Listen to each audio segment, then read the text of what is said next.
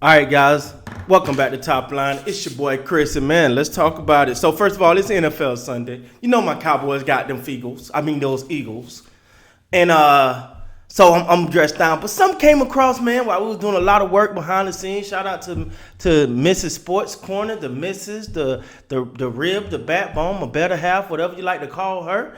We've been doing a lot of work behind the scenes, so definitely. But while doing that, man, she was doing some stuff, and I came across something that I thought to be interesting, ladies and gentlemen. So I'm gonna play this for you guys, and then let me know what you think. The Raptors will be a spoiler in the Eastern Conference, which they were also last year. But everybody ticks off teams that they think will win the East. Nobody talks about the Raptors, and the Raptors are primed to make a mid-season trade. So I would say my hot take is watch out for the team north of the border to create some havoc in the East this year.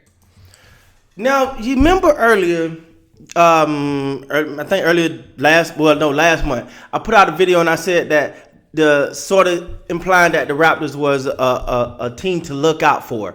And the sleeping giant is the term the article used, and you know, I made a video about it. And then now this comes out. It's like the Raptors are in a unique position, man, that, yeah, they got the talent, they got they got their foundation in place, but they got assets, and they can make. And like now, I want to talk to you guys real quick before I get back to my NFL Sunday, and make sure you subscribe to the football channel.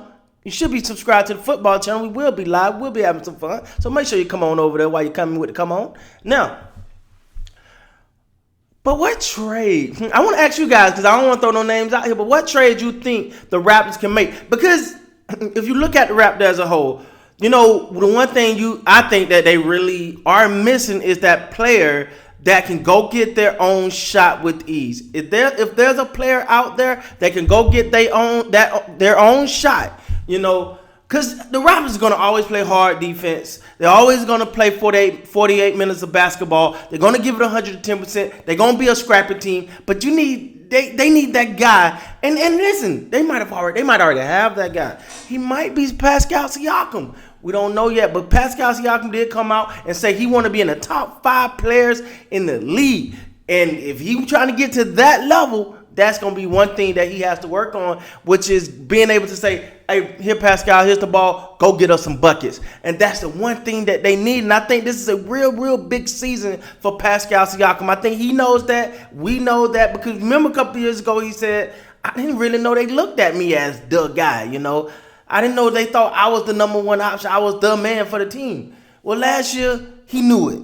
This year, he knows it. So now we know you know it. And according to Rico Hines and everybody, he's putting in the work. And y'all know me, I'm a fan of anybody that put in the damn work. So he's putting in the work. Now it's time to put it all together. Because it's great to be a gym rat and put in the work. And I never seen hard work not pay off. So if that's the case, then go ahead and be that guy that can go, hey, we need a bucket. He gonna go get you a bucket.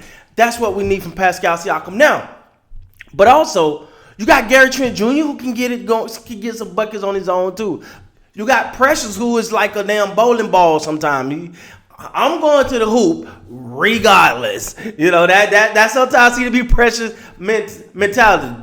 I'm here, the goal's there, I'm going there. Now, whoever come with me, whoever want to piggyback ride, you can come on, but I'm gone. And that's sometimes that's his mentality. But can he do that consistently? Because I got this team, man. I got this team poised for a big year, man. Poised for a big year. You looked at Scotty Barnes in that last preseason game, and you know, yo, my man. If we get aggressive Scotty Barnes on the offensive end, night in and night out, we're having a whole different conversation.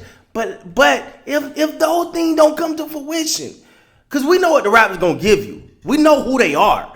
But to me, if they got the ability, as so you ain't saying I'm blowing smoke up your ass, as Brian Windhorst said, they got the ability to blow up the entire Eastern Conference division, the Eastern Conference, with a trade, because they've done so well with asset management, with developing their players. They got the ability to make a trade that can just blow up everything that everyone's trying to do. Now, what would that trade be, ladies and gentlemen? I don't know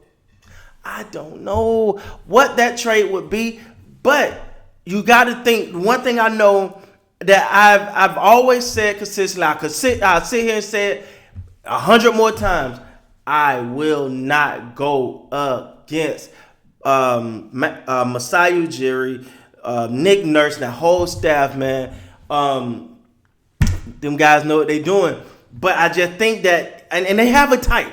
The Toronto Raptors have a type of player that they love. So I think for them, it's hard for them to go to a predominantly offensive guy. Is what I see when it comes to the Raptors. They hard-nosed defense, grind ball to the wall type of guys. They love those guys. You know, those guys are gonna get in there and rough it up.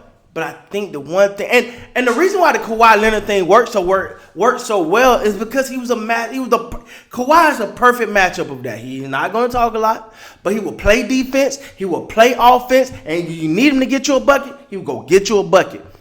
And there was times in that whole run, that whole championship run, where it's not like Kawhi was just on fire all game. It was just like they hit that point where it's a struggle. They playing good defense, but the offense ain't coming. But then you got a Kawhi Leonard as an outlet. You got a Kawhi Leonard, you go, boom, here you go, Kawhi, we need some buckets. He go get you some buckets, and that's championship winning team. So now you take the same team now, if you can add a piece in there, man, that just can legitimately bona fide, I'm gonna get you 30 tonight at a not the greatest shooting percentage. Anybody can get 30.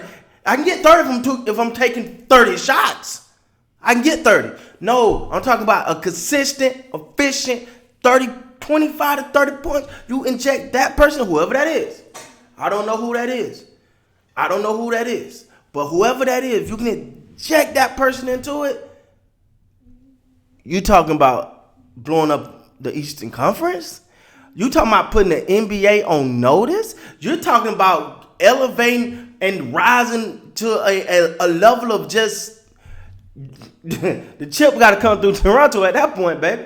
It just is what it is, man. It is what it is. So again, Brian Windhorst, he kind of believed like I believe. They got the ability to go any way. And that's another thing. If for any reason this season start going a way the Raptors don't like, they still got a bevy of options.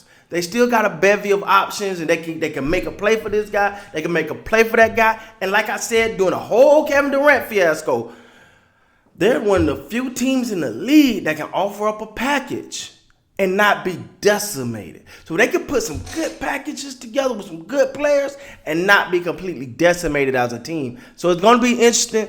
Man, the NBA season is right around the corner, ladies and gentlemen. It's about to kick off this week. Let's go, man. I'm excited. But I got to get back to some football. I got to watch my Cowboy do their thing. Make sure you guys come over on the football channel, man. Check us out. We will be live. We will be having some fun. So with that being said, guys, please like, comment, subscribe to the channel. Until next time, man, you guys be great.